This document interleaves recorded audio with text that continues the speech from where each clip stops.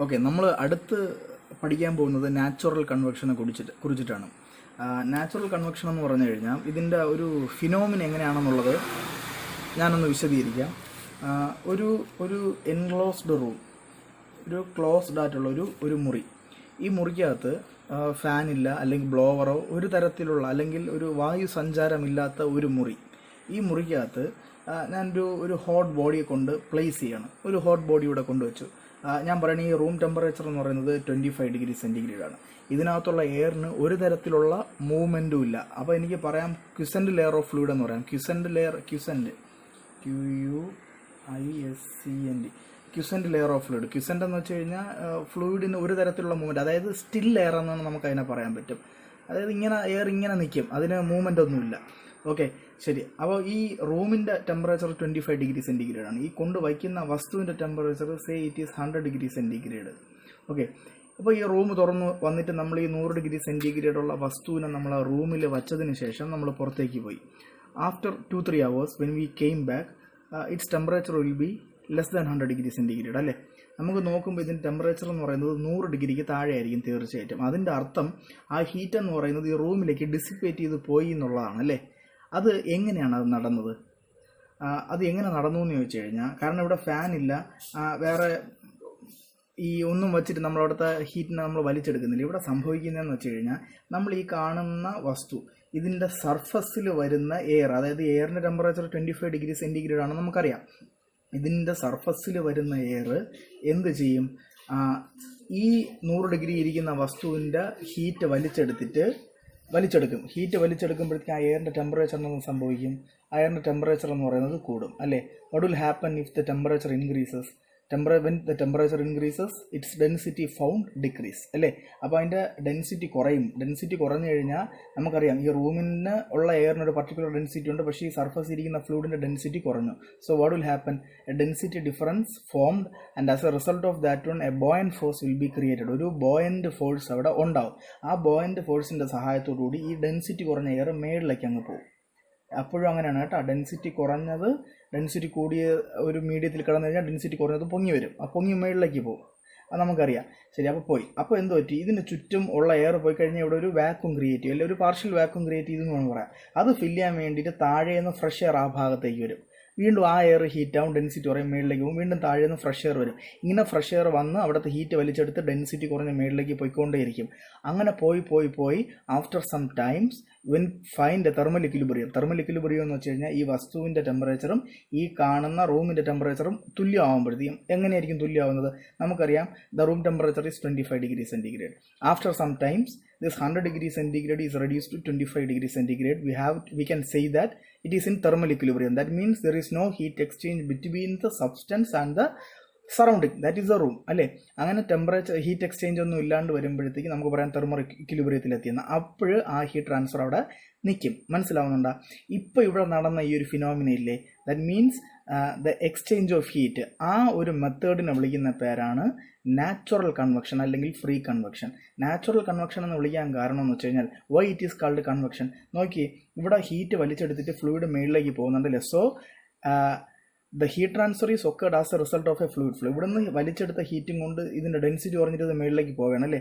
അപ്പം നമുക്ക് ഒരു ഹീറ്റ് ട്രാൻസ്ഫറോട് അച്ചീവ് ചെയ്യാൻ പറ്റി by means of a fluid flow. So it can be called as convection. എന്തുകൊണ്ട് ഇതിനെ നാച്ചുറൽ കൺവെക്ഷൻ എന്ന് വിളിച്ചു? Because it is happen naturally. ഇത് നാച്ചുറലി ആണ് സംഭവിച്ചത്. കാരണം നമ്മളൊരു ബ്ലോവറോ ഒരു ഫാനോ അല്ലെങ്കിൽ എന്തെങ്കിലും ഒരു മീൻസ് കൊണ്ടുവച്ചിട്ട് നമ്മൾ ഇതിനെ എന്ത് ചെയ്യുന്നില്ല, എയറിനെ പുഷ് ചെയ്ത് കൊടുക്കുന്നില്ല.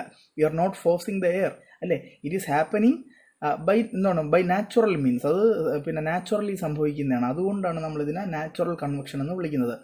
Or it can be called as free convection. അപ്പോൾ ഇത് ഇത്രയും നിങ്ങൾക്ക് മനസ്സിലായിട്ടുണ്ടാവുമെന്ന് ഞാൻ വിശ്വസിക്കുന്നു. ഇനി ഈ നാച്ചുറൽ കൺവെക്ഷൻ വരുമ്പോഴത്തേക്കും ഇവിടെ നിങ്ങൾ പ്രധാനമായിട്ടും അറിഞ്ഞിരിക്കേണ്ടത്, ഇത് ഒരു കൺവെക്ഷൻ ഫ്ലോ ആണെന്ന് നമുക്ക് മനസ്സിലായല്ലേ. കൺവെക്ഷൻ ഫ്ലോ എന്ന് വെച്ച് കഴിഞ്ഞാൽ ഒരു കൺവെക്ഷൻ ഹീറ്റ് ട്രാൻസ്ഫർ ആണെന്ന് മനസ്സിലായല്ലേ. അപ്പോൾ ഒരു ഫ്ലൂയിഡ് ഫ്ലോ ഉണ്ട്. അപ്പോൾ ഫ്ലൂയിഡ് ഫ്ലോ ഉണ്ടെന്നുണ്ടെങ്കിൽ നമ്മൾ സാധാരണഗതിയിൽ ഫ്ലോ ലാമിനാർ ആണോ ടർബുലൻ്റ് ആണോ എന്നൊക്കെ നിശ്ചയിക്കാറുണ്ട്. Why we are determining whether the flow is laminar or turbulent is because the flow pattern will alter the heat transfer rate. Heat transfer റേറ്റിനെ ആൾട്ടർ ചെയ്യാനുള്ള കഴിവ് ഫ്ലോ പാറ്റേണിനുണ്ട്. അപ്പോൾ ഫ്ലോ ലാമിനാർ ആണെന്നുണ്ടെങ്കിൽ the value of heat transfer will be much different from if the flow is turbulent. അപ്പോൾ രണ്ടിനും അപ്പോൾ ഈ പാറ്റേൺ അല്ലെങ്കിൽ നമ്മുടെ ആ ഫ്ലോ ലാമിനാർ ആണോ ടർബുലൻ്റ് ആണോ എന്നുള്ളതിനെ ഡിപ്പെൻഡ് ചെയ്തിരിക്കും. So we have to determine whether the flow is laminar or turbulent. അപ്പോൾ ഫ്ലോ ലാമിനാർ ആണോ ടർബുലൻ്റ് ആണോ എന്ന് അറിയാൻ വേണ്ടിയിട്ട് നമ്മൾ ഒരു ഡയമെൻഷൻലെസ് പാരാമീറ്റർ ഇവിടെ പഠിക്കുന്നുണ്ട്. നമ്മൾ ഫോഴ്സ്ഡ് കൺവെക്ഷനിലാണെന്നുണ്ടെങ്കിൽ we can claim velocity there. നമുക്ക് അവിടെ വെലോസിറ്റിയെ ക്ലെയിം ചെയ്യാൻ പറ്റും. ഇവിടെ പക്ഷേ വെലോസിറ്റി ക്ലെയിം ചെയ്യാൻ പറ്റും. ഇവിടെ വെലോസിറ്റിയെ ക്ലെയിം ചെയ്യാൻ പറ്റില്ല. നമുക്ക് ഈ നാച്ചുറൽ കൺവെക്ഷനിൽ വെലോസിറ്റിയെ ക്ലെയിം ചെയ്യാൻ പറ്റില്ല. കാരണം ഇവിടെ നമ്മളൊരു ഫാൻ കൊണ്ട് വെച്ചിട്ടോ അല്ലെന്നുണ്ടെങ്കിൽ നമ്മളൊരു ബ്ലോവർ കൊണ്ട് വെച്ചിട്ടോ നമ്മൾ ഫോഴ്സ് ചെയ്ത് കൊടുത്തിരുന്നെങ്കിൽ we can claim the velocity. ഇവിടെ വെലോസിറ്റി ക്ലെയിം ചെയ്യാൻ പറ്റാത്തതിൻ്റെ കാരണം എന്താണെന്ന് വെച്ച് കഴിഞ്ഞാൽ since there is having some movement, ഇവിടെ എയറിന് മൂവ്മെൻറ്റ് ഉണ്ട്, എയറോ അല്ലെങ്കിൽ എന്ത് ഫ്ലൂയിഡ് ആയിക്കോട്ടെ, അത് മേളിലേക്ക് മൂവ് ചെയ്യുന്നുണ്ട് and it will having some slight velocity, but it is not given by us. ഇത് നമ്മൾ കൊടുക്കുന്നതല്ല, that is naturally happening. So we cannot claim that velocity. Okay, ആ വെലോസിറ്റി നമുക്ക് ക്ലെയിം ചെയ്യാൻ പറ്റില്ല. ഇത് നിങ്ങൾ ആദ്യം മനസ്സിലാക്കുക. ശരി, അങ്ങനെയാണെന്നുണ്ടെങ്കിൽ we can go for a new dimensionless parameter, that is what is called Rayleigh number. Rayleigh number R എന്നാണ് നമ്മൾ അതിനെ സൂചിപ്പിക്കുന്നത്. ഈ റെയിലേ നമ്പർ എന്ന് പറഞ്ഞു കഴിഞ്ഞാൽ it is a product of Grashof number and Prandtl number. It is a product of Grashof number and Prandtl number. അപ്പോൾ Rayleigh number എന്ന് പറയുന്ന ഒരു നമ്പറാണ് ഇവിടെ ഉള്ളത്. അതെന്ന് പറയുന്നത് എന്തിൻ്റെയൊക്കെ പ്രോഡക്റ്റ് ആണ്? ഗ്രഷോഫ് നമ്പറിൻ്റെയും പ്രാൻഡൽ നമ്പറിൻ്റെയും പ്രോഡക്റ്റ് ആണ്. ഓക്കെ, ഈ ഗ്രഷോഫ് നമ്പർ എന്താണെന്ന് ഞാൻ അടുത്ത് എഴുതാം. ഗ്രഷോഫ് നമ്പർ എന്ന് വെച്ചാൽ GR എന്നാണ് നമ്മളതിനെ സിംബലൈസ് ചെയ്യുന്നത് കേട്ടോ. ഗ്രഷോഫ് നമ്പർ എന്ന് പറഞ്ഞു കഴിഞ്ഞാൽ G beta delta T L³ / എന്നാണ് കേട്ടോ. അതേപോലെ പ്രാൻഡൽ നമ്പറിനെ നമ്മൾ പറയുന്നത് μCp/K എന്നും. ഇതാണ് ഈ രണ്ട് നമ്പറിനെ നമ്മൾ ഡിഫൈൻ ചെയ്ത് എഴുതുന്നത് ഇങ്ങനെയാണ്. ഇതിൽ G എന്ന് വെച്ച് കഴിഞ്ഞാൽ ഗ്രാവിറ്റിയാണ്. നിങ്ങളിവിടെ നോക്കിക്കേ, ഇവിടെ എയറിൻ്റെ ഡെൻസിറ്റി കുറഞ്ഞിട്ട് ഒരു ബോയൻസി ഫോഴ്സ് കാരണം അല്ലെങ്കിൽ ഒരു ബോയൻ്റ് ഫോഴ്സ് ആണ് എയർ മേളിലേക്ക് പോകുന്നത് അല്ലേ. That is acting against the gravity. So there is A term of gravity in that phenomena. ആ ഫിനോമിനയിൽ ഗ്രാവിറ്റിയുടെ ഒരു എഫക്റ്റ് തീർച്ചയായിട്ടും ഉണ്ടാവും. ദാറ്റ്സ് വൈ ഗ്രാവിറ്റി അവിടെ ഉണ്ട്. ഓക്കെ, അടുത്ത് ബീറ്റ എന്ന് വെച്ച് കഴിഞ്ഞാൽ തെർമൽ എക്സ്പാൻഷൻ കോഎഫിഷ്യൻ്റ് എന്നാണ് നമ്മൾ ഡിഫൈൻ ചെയ്യുന്നത്. ബീറ്റ എന്ന് വെച്ച് കഴിഞ്ഞാൽ തെർമൽ എക്സ്പാൻഷൻ കോഎഫിഷ്യൻ്റ്.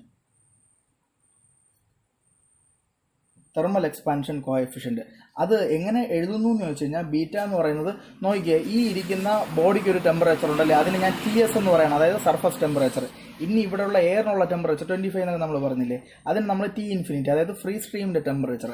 അങ്ങനെയാണെങ്കിൽ ബീറ്റ എന്ന് പറയുന്നത് 1/TF ആണ്, അതായത് reciprocal of the film temperature. Then what is film temperature? TF എന്ന് പറയുന്നത് TS + T∞/2 ആണ്. അതായത് നമ്മുടെ സർഫസിൻ്റെയും അതുപോലെ തന്നെ നമ്മുടെ ഇവിടുത്തെ ഫ്രീ സ്ട്രീമിൻ്റെയും ടെമ്പറേച്ചറുടെ മീൻ ടെമ്പറേച്ചർ അല്ലെങ്കിൽ ആവറേജ് ടെമ്പറേച്ചറാണ് ഫിലിം ടെമ്പറേച്ചർ. അതിൻ്റെ റെസിപ്രോക്കലാണ് ബീറ്റ എന്ന് പറയുന്ന തെർമൽ എക്സ്പാൻഷൻ കോഎഫിഷ്യൻ്റ്. ഓക്കെ, അതിനുശേഷം ഡെൽറ്റ ടി എന്താണെന്ന് നമുക്കറിയാമല്ലോ. ഡെൽറ്റ ടി എന്ന് പറയുന്നത് TS - T∞ ആണ്. ഓക്കെ അല്ലേ. L എന്ന് പറയുന്നത് എന്ത് മീഡിയമാണോ അതിൻ്റെ ലെങ്ത്.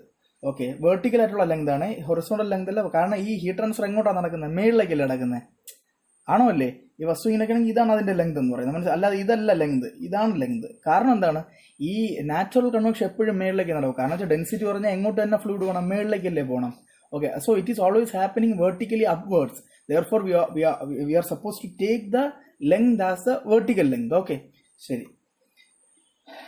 അതിനുശേഷം അടുത്ത് ന്യൂ എന്ന് പറയുന്നത് എന്താണ്? കൈനാമാറ്റിക് വിസ്കോസിറ്റി. ന്യൂ എന്ന് വെച്ച് കഴിഞ്ഞാൽ കൈനാമാറ്റിക് വിസ്കോസിറ്റി ആണ് കേട്ടോ. ശരി, അടുത്ത് മ്യൂ ഉണ്ട്. പ്രാൻഡൽ നമ്പർ എന്ന് പറയുന്നത് മ്യൂ ആണ്. Dynamic viscosity. CP എന്ന് വെച്ചാൽ specific heat capacity. Then K എന്ന് പറയുന്നത് തെർമൽ കണ്ടക്ടിവിറ്റി. അപ്പോൾ ഇത്രയാണ് നമ്മൾ അതിനകത്ത് വരുന്ന പ്രോബ്ലമായിട്ട് ബന്ധപ്പെട്ട് വരുന്ന പ്രധാനപ്പെട്ട കാര്യങ്ങൾ. ഓക്കെ, ശരി. ഇനി നമ്മൾ ഒരു പ്രോബ്ലം ചെയ്യാൻ പോവുകയാണെന്നുണ്ടെങ്കിൽ, മുമ്പ് ഫോഴ്സ്ഡ് കൺവെക്ഷൻ്റെ പ്രോബ്ലം ചെയ്യുമ്പോൾ നിങ്ങൾ ആദ്യം ക്വസ്റ്റ്യൻ കിട്ടിക്കഴിഞ്ഞാൽ ക്വസ്റ്റ്യനിൽ വെലോസിറ്റി ഉണ്ടോ എന്ന് നോക്കണമെന്ന് ഞാൻ പറഞ്ഞിട്ടുണ്ട്. വെലോസിറ്റി ക്വസ്റ്റ്യനിൽ തന്നിട്ടുണ്ടെങ്കിൽ it is A forced convection problem അല്ലേ. ഇനി അതൊരു ട്യൂബിനകത്തൂടെയുള്ള ഫ്ലോ ആണെന്നുണ്ടെങ്കിൽ അവിടെ M., മാസ് ഫ്ലോ റേറ്റ് തന്നാലും അതിന് നമുക്ക് എന്തൊന്ന് ഫോഴ്സ്ഡ് കൺവെക്ഷൻ ഫ്ലോ എന്ന് പറയുന്നത്. കാരണം M., വന്നു കഴിഞ്ഞാൽ കണ്ടിന്യൂറ്റി ഇക്വേഷൻ ρAV വെച്ചിട്ട് നമുക്ക് വെലോസിറ്റി കണ്ടുപിടിക്കാൻ പറ്റും അല്ലേ. അപ്പോൾ ഒരു ഫ്ലാറ്റ് പ്ലേറ്റ് ആണെങ്കിൽ മസ്റ്റാറ്റും വെലോസിറ്റി, ഒരു ട്യൂബ് ഫ്ലോ അല്ലെന്നുണ്ടെങ്കിൽ ഒരു പൈപ്പ് ഫ്ലോ ആണെന്നുണ്ടെങ്കിൽ ഒന്നുകിൽ വെലോസിറ്റി അല്ലെങ്കിൽ മാസ് ഫ്ലോ റേറ്റ് M., ഇതിൽ ഏതെങ്കിലും തന്നു കഴിഞ്ഞാൽ വി ക്യാൻ ഡിറ്റർമിൻ, അല്ലെന്നുണ്ടെങ്കിൽ we can say that flow is forced convection, that heat transfer is forced convection അല്ലേ. ഇനി നാച്ചുറൽ കൺവെക്ഷൻ വരുമ്പോഴത്തേക്കും തീർച്ചയായിട്ടും ക്വസ്റ്റ്യനിൽ വെലോസിറ്റി ഉണ്ടാവില്ല. വെലോസിറ്റി ഉണ്ടാവില്ല, മാസ് ഫ്ലോ റേറ്റ് ഉണ്ടാവില്ല, ഒന്നും ഉണ്ടാവില്ല. അപ്പം നമ്മൾ എന്തോന്നും നമ്മൾ മനസ്സിലാക്കിക്കൊള്ളണം, that is a natural convection heat transfer. Okay, അങ്ങനെയാണെന്നുണ്ടെങ്കിൽ നമ്മൾ അവിടെ ചെയ്തതെന്ന് വെച്ച് കഴിഞ്ഞാൽ ആദ്യത്തെ കണ്ടീഷൻ എന്തായിരുന്നു, whether we have to determine the flow is laminar or turbulent. Here we are also going to determine whether the flow is laminar or turbulent. അപ്പോൾ laminar ആണോ ടർബുലൻ്റ് ആണോ എന്ന് അറിയാൻ വേണ്ടിയിട്ട് നമ്മളിവിടെ ഏത് നമ്പർ നമ്മൾ എഴുതി നോക്കണം, റെയിലെ നമ്പർ എഴുതി നോക്കണം. ഓക്കെ, റെയിലെ നമ്പറിന്റെ വാല്യൂ 10⁹ താഴെയാണെന്നുണ്ടെങ്കിൽ the flow is laminar. Okay, ഇനി റെയിലെ നമ്പറിന്റെ വാല്യൂ എന്ന് പറയുന്നത് if it is greater than 10⁹ we have to say that the flow is turbulent. Okay, ഇത് നിങ്ങൾ ഓർത്തോളണം. ഈ വാല്യൂ നിങ്ങൾ ഓർക്കണമെന്നൊന്നുമില്ല. നമ്മുടെ ഡേറ്റാ ബുക്കിൽ പോയി കഴിഞ്ഞാൽ നമുക്ക് ഈ വാല്യൂ ഒക്കെ അവിടെ കാണാൻ പറ്റും. ഡേറ്റാ ബുക്കിൽ നിങ്ങൾ നോക്കണം. ഇവിടെ ഫ്രീ കൺവെക്ഷൻ 134 പേജാണ്. ചിലപ്പോൾ നിങ്ങളുടെ എഡിഷൻ വരുമ്പോൾ ഇത് 133 135 അങ്ങോട്ടും ഇങ്ങോട്ടൊക്കെ മാറാം. But it will be around 134. Here ഒരു വെർട്ടിക്കൽ സർഫസ് ആണ് നമ്മൾ സാധാരണ പറയുന്നത്. അതിനകത്തൊരു പ്ലേറ്റ് അല്ലെങ്കിൽ സിലിണ്ടർ, അതായത് നമ്മൾ വെർട്ടിക്കലായിട്ട് നിർത്തിയിരിക്കുന്ന ഒരു പ്ലേറ്റ്, ഇത് വെർട്ടിക്കലായിട്ട് നിർത്തിക്കുന്ന ഒരു പ്ലേറ്റ് എന്ന് പറയാൻ പറ്റും, അല്ലെങ്കിൽ വെർട്ടിക്കലായിട്ട് നിർത്തിയിരിക്കുന്ന ഒരു സിലിണ്ടർ. നോക്കിയേ, പേനയുടെ എന്ത് ഷേപ്പാണ്, സിലിണ്ടറിക്കൽ ഷേപ്പ് അല്ലേ, വെർട്ടിക്കലായിട്ട് നിൽക്കുന്ന ഒരു സിലിണ്ടർ. ഓക്കെ, എന്തോ ആയിക്കോട്ടെ, അതാണ് ഇവിടെ പറയുന്നത്. ലാമിനാർ ആണെങ്കിൽ GR/PR വാല്യൂ 10⁹ താഴെ, അതാണ് laminar flow. Okay, laminar flow എന്ന് വെച്ച് കഴിഞ്ഞാൽ GR/PR വാല്യൂ 10⁹ താഴെയാണ്. നോക്കിയേ, GR/PR എന്ന് വെച്ചാൽ എന്താണ്, റെയിലെ നമ്പർ അല്ലേ, റെയിലെ നമ്പർ 10⁹ താഴെയാണെങ്കിൽ ലാമിനാർ അല്ലേ. സോ ഇവിടെ എല്ലാം ഉണ്ട്. ഓക്കെ അല്ലേ. ഇനി അതിന്റെ വാല്യൂ 10⁹ മേളിലാണെന്നുണ്ടെങ്കിൽ 10⁹ മേളിലാണെങ്കിൽ ടർബുലന്റ് ഫ്ലോ. അപ്പോൾ നമുക്ക് ഇവിടുത്തെ ഇക്വേഷൻ അല്ലെങ്കിൽ ഇവിടെയുള്ള ഇക്വേഷൻസ് നമുക്ക് ഉപയോഗിക്കാൻ പറ്റും. ഓക്കെ അല്ലേ. ശരി, ഇത്രയാണ് നമുക്ക് നാച്ചുറൽ കൺവെക്ഷനുമായിട്ട് ബന്ധപ്പെട്ട് നമുക്ക് പറയേണ്ട കുറച്ച് കാര്യങ്ങൾ. ഓക്കെ, ഇനി നമ്മൾ ഇതിൻ്റെ വെലോസിറ്റി പ്രൊഫൈലും അല്ലെങ്കിൽ ടെമ്പറേച്ചർ പ്രൊഫൈലൊക്കെ എങ്ങനെയാണെന്ന് നമുക്കൊന്ന് നോക്കി നോക്കാം. നമ്മൾ സാധാരണ ഒരു പ്ലേറ്റ് ഇങ്ങനെ വരച്ച് കഴിഞ്ഞാൽ ഫ്ലോ ഇവിടുന്നല്ലേ സംഭവിക്കുന്നത്. ഫ്ലോ ഇവിടുന്ന് സംഭവിക്കുമ്പോൾ ബൗണ്ടറി ലെയർ നമ്മൾ ഇങ്ങനെ വരയ്ക്കും, ആണോ അല്ലേ. ശരി, ഇവിടെ പ്ലേറ്റ് വെർട്ടിക്കലായിട്ടാണ് നിൽക്കുന്നത്. ഫ്ലോ എവിടുന്ന് എങ്ങോട്ടായിരിക്കും, സ്വാഭാവികം താഴേന്ന് മേളിലോട്ടല്ലേ ഫ്ലോ, ആണോ അല്ലേ. നമുക്കറിയാം നാച്ചുറൽ കൺവെക്ഷൻ്റെ ഡെൻസിറ്റി കുറഞ്ഞിട്ട് താഴേന്ന് മേളിലേക്കാണ് ഫ്ലൂയിഡ് ഒഴുകി പോകുന്നത് അല്ലേ. അപ്പോൾ ഫ്ലോ ഡയറക്ഷൻ എന്ന് പറയുന്നത് തീർച്ചയായിട്ടും ഇത് തന്നെയായിരിക്കും. അങ്ങനെയാണെങ്കിൽ ബൗണ്ടറി ലെയർ ഇങ്ങനെ ആയിരിക്കും വരയ്ക്കാൻ പറ്റുന്നത്, ആണോ അല്ലേ. നോക്കി നോക്കൂ, ഫ്ലോ ഇവിടെ നിന്ന് വരുമ്പം പ്ലേറ്റിൽ നിന്ന് ബൗണ്ടറി ലെയർ ഇങ്ങനെ ആയിരിക്കും വരുന്നത് അല്ലേ. പിന്നെ ജനറലി നമ്മൾ വെർട്ടിക്കൽ സർഫസുകൾക്ക് തന്നെയാണ് നമ്മൾ നാച്ചുറൽ കൺവെക്ഷൻ ഹീറ്റ് ട്രാൻസ്ഫർ പറയുന്നത്. ശരി, അപ്പോൾ ഇങ്ങനെയാണ് നമുക്ക് ബൗണ്ടറി ലെയർ വരുന്നത്. ഓക്കെ, ബൗണ്ടറി ലെയർ ഇവിടെ വരച്ചിട്ടുണ്ട്. അപ്പോൾ ആദ്യം ഞാൻ വെലോസിറ്റി പ്രൊഫൈൽ ഒന്ന് വരയ്ക്കാൻ പോവുകയാണ്. നമ്മൾ പണ്ടിവിടെ വെലോസിറ്റി പ്രൊഫൈൽ ഇങ്ങനെയാണ് പണ്ട് വരച്ച് കാണിച്ചല്ലേ, ഒരു പരാബോളിക് ആയിട്ടുള്ള വെലോസിറ്റി പ്രൊഫൈൽ ഇങ്ങനെയാണ് വരച്ച് കാണിച്ചത്. അതായത് പ്ലേറ്റിൻ്റെ എൻഡിൽ വെലോസിറ്റി 0, അവിടുന്ന് വെലോസിറ്റി കൂടി ഫ്രീ സ്ട്രീം വെലോസിറ്റിയാണ് ഏറ്റവും കൂടിയ വെലോസിറ്റി, അങ്ങനെ നമ്മൾ പോകും, ആണോ അല്ലേ. ശരി, എന്നാൽ ഇവിടെ കുറച്ച് വ്യത്യാസമാണ്. ഇതൊരു റൂമിനകത്താണ് ഇരിക്കുന്നതെന്ന് നിങ്ങൾ മനസ്സിലാക്കി. ഇത് റൂമിനകത്താണ്. What is the velocity of the fluid inside the room? There is no velocity for the fluid inside the room. കാരണം നമ്മൾ പറയുന്നത് എയർ സ്റ്റില്ലാണ്, ക്വിസന്റ് ലെയർ എന്നാണ് പറയുന്നത്. സ്റ്റിൽ ലെയർ ആണ്. സ്റ്റിൽ ലെയറിന്റെ വെലോസിറ്റി എന്ന് പറയുന്നത് 0 ആണ് അല്ലേ, ആണോ അല്ലേ. ശരി, അതിന്റെ അർത്ഥം എന്ന് വെച്ച് കഴിഞ്ഞാൽ ബൗണ്ടറി ലെയറിന്റെ പുറത്തുള്ള വെലോസിറ്റി എന്തോ ആണ്, 0. അപ്പോൾ ഇവിടെ U0 ആണ്, ബൗണ്ടറി ലെയറിന്റെ പുറത്തുള്ള വെലോസിറ്റി 0. കാരണം എയർ സ്റ്റിൽ ലെയർ ആണ്. there is no movement for the air അല്ലേ. നമ്മളൊരു ബ്ലോവറോ ഒരു ഫാനോ ഒന്നും തന്നെ കൊണ്ടുവയ്ക്കുന്നില്ല. അല്ലെന്നുണ്ടെങ്കിൽ there is no means to എന്തുവാണ്, accelerate the air inside the room അല്ലേ. ആ റൂമിനകത്തുള്ള എയറിനെ ആക്സിലറേറ്റ് ചെയ്യാൻ ഒരു മാർഗ്ഗവും ഇല്ല. അപ്പോൾ സ്റ്റിൽ എയർ ആണെന്നുള്ള കാര്യം നമ്മൾ ഓൾറെഡി പറഞ്ഞു കഴിഞ്ഞു. So outside the boundary layer the velocity will be 0. Okay, ഇനി പ്ലേറ്റിൻ്റെ സർഫസിലുള്ള വെലോസിറ്റി എത്രയെന്ന് വെച്ചാൽ എത്രയായിരിക്കും, അവിടെയും 0 തന്നെ ആയിരിക്കും. കാരണം പ്ലേറ്റ് സ്റ്റേഷനറി ആണ്. The first layer of fluid will adhere on the surface. That is what is called no slip condition.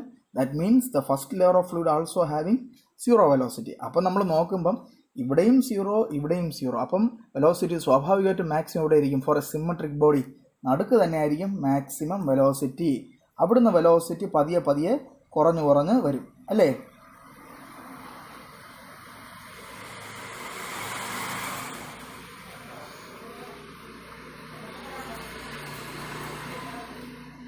Velocity പതിയെ കുറഞ്ഞു വരും, മനസ്സിലാവുന്നുണ്ട്. അതായത് നമുക്ക് ഈ വെലോസിറ്റി പ്രൊഫൈൽ ഇങ്ങനെ ആയിരിക്കും ഇരിക്കുന്നത്. ഇവിടെ വെലോസിറ്റി മാക്സിമം, അവിടുന്ന് വെലോസിറ്റി കുറഞ്ഞു വരും, മനസ്സിലാവുന്നുണ്ട്. അതായത് സെൻറ്ററിലായിരിക്കും യു മാക്സ്, രണ്ട് എൻഡിലും വെലോസിറ്റി 0 ആയിരിക്കും. അപ്പോൾ ഒരു നാച്ചുറൽ കൺവെക്ഷൻ ഹീറ്റ് ട്രാൻസ്ഫറിൻ്റെ ഒരു ബൗണ്ടറി ലെയർ വലച്ച് വെലോസിറ്റി പ്രൊഫൈൽ കാണിക്കാൻ പറഞ്ഞാൽ നിങ്ങൾ ഇങ്ങനെ വേണം കാണിക്കാൻ. ഓക്കെ അല്ലേ. ഇനി നമുക്ക് അവിടുത്തെ ടെമ്പറേച്ചർ പ്രൊഫൈലും കൂടെ കാണിക്കാം. ടെമ്പറേച്ചർ പ്രൊഫൈൽ കാണിക്കുമ്പോഴത്തേക്കും നമുക്ക് ഇങ്ങനെ ആയിരിക്കും കാണിക്കാൻ പറ്റുന്നത്. ഇങ്ങനെയായിരിക്കും കാണിക്കാൻ പറ്റുന്നത്. അതായത് ഇവിടെ ടെമ്പറേച്ചർ എന്ന് പറയുന്നത് ഈക്വൽ ആയിരിക്കും അല്ലേ, അതായത് there is no difference in temperature. ഇവിടെ വരുമ്പോഴത്തേക്കും ടെമ്പറേച്ചർ ഡിഫറൻസ് മാക്സിമം ആയിരിക്കും. നമ്മൾ പറയുന്നത് T S is greater than T infinity. ഇവിടെ ടി എസ് മൈനസ് ടി ഇൻഫിനിറ്റിക്ക് ഒരു വാല്യൂ ആണ്. ഈ എൻഡിലെത്തുമ്പോഴത്തേക്കും T S is equal to T infinity ആണ്. Therefore there is no difference ആണ് കേട്ടോ ഈ കാണിക്കുന്നത്. ഓക്കെ, ഇനി ആ ഫിഗർ ഞാൻ നിങ്ങൾക്ക് ഒന്ന് കാണിച്ചു തരാം. ഇവിടെ നിങ്ങൾക്ക് കാണാൻ കഴിയും, ഇതൊരു പ്ലേറ്റാണ്, വെർട്ടിക്കലി ഉള്ള ഒരു പ്ലേറ്റാണ്. ഇവിടുന്ന് ഫ്ലോ അങ്ങോട്ട് വരുമ്പോൾ ഒരു ബൗണ്ടറി ലെയർ ഇവിടെ ഫോം ചെയ്യും. വെലോസിറ്റി പ്രൊഫൈൽ ഇത് ഇവിടെ കാണിക്കുന്നുണ്ട്. ഇവിടെയും U0 ആണ്, ഇവിടെയും U0 ആണ്. You will be maximum at centre. Okay, ഇനി അവിടുന്ന് ഒരു ടെമ്പറേച്ചർ പ്രൊഫൈലും കൂടെ അതേ ലൈനിൽ ഞാൻ തുടങ്ങി ഇങ്ങനെ കാണിക്കുന്നുണ്ട്. ഓക്കെ അല്ലേ? ശരി, ഇത് നിങ്ങൾക്ക് മനസ്സിലായിട്ടുണ്ടോ എന്ന് നമുക്ക് തോന്നുന്നു. ഇത് ടർബുലൻ്റ്, അതിനപ്പുറത്തേക്ക് ഇവിടെ ലാമിനാർ, ഇതിനപ്പുറത്തേക്ക് ടർബുലൻ്റ്. അപ്പം ഇത് ഉറപ്പായിട്ടും നിങ്ങൾ ഈ ഒരു ഫിഗർ നോക്കി വെച്ചോളണം. യൂണിവേഴ്സിറ്റി എക്സാമിന് പലതവണ ചോദിച്ചിട്ടുള്ളതാണ്.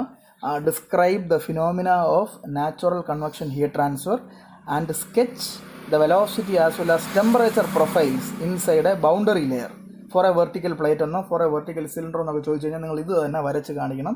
അത് 10 മാർക്കിന് വരെ ചോദിക്കുന്ന ഒരു ചോദ്യമാണ്. അപ്പോൾ ഇത്രയും കാര്യങ്ങൾ നിങ്ങൾക്ക് മനസ്സിലായി എന്ന് തോന്നുന്നു. നമുക്ക് നെക്സ്റ്റ് ഇതിൻ്റെ പ്രോബ്ലത്തിലേക്ക് നമുക്ക് പോവാം. അപ്പം ഇത്രയും കാര്യങ്ങളേ ഉള്ളൂ. ഇത് നല്ല ഈ പറഞ്ഞ കാര്യങ്ങൾ നന്നായിട്ടൊന്ന് മനസ്സിലാക്കുക. അതിനുശേഷം ടെക്സ്റ്റിൽ പോയിട്ടൊന്ന് വായിച്ചു നോക്കുക. ഓക്കെ.